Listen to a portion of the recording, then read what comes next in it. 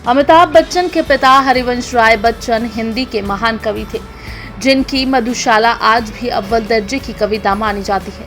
हरिवंश राय बच्चन की ये कृतियां अमिताभ ने काफी सहेज कर रखी, लेकिन घर बदलने के कारण इनमें से कुछ कृतियां अमिताभ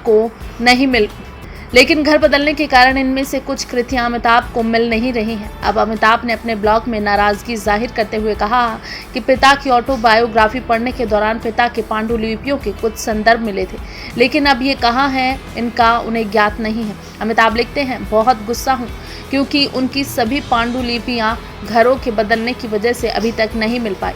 वो पांडुलिपियाँ जब मैंने उनकी आत्मकथा पढ़ी तो वहाँ उनके संदर्भ में मौजूद थे। नहीं पता कि वो पांडुलिपियाँ अब कहाँ हैं।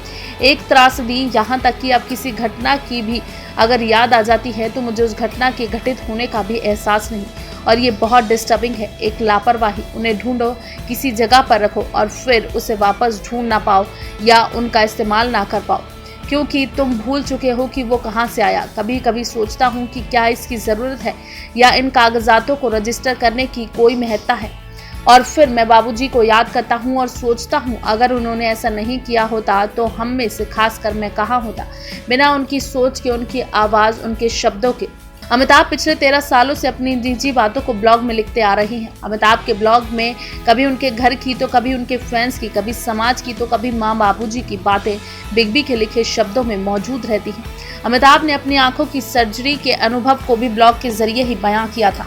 उनकी ब्लॉगिंग कई बार फैंस के लिए किसी किताब के पन्ने से कम नहीं होती। वर्क फ्रंट की बात करें तो अमिताभ बच्चन जल्द ही कौन बनेगा करोड़पति सीजन 13 लेकर आ रही हैं। शो के रजिस्ट्रेशन की प्रक्रिया हाल ही में शुरू हुई है।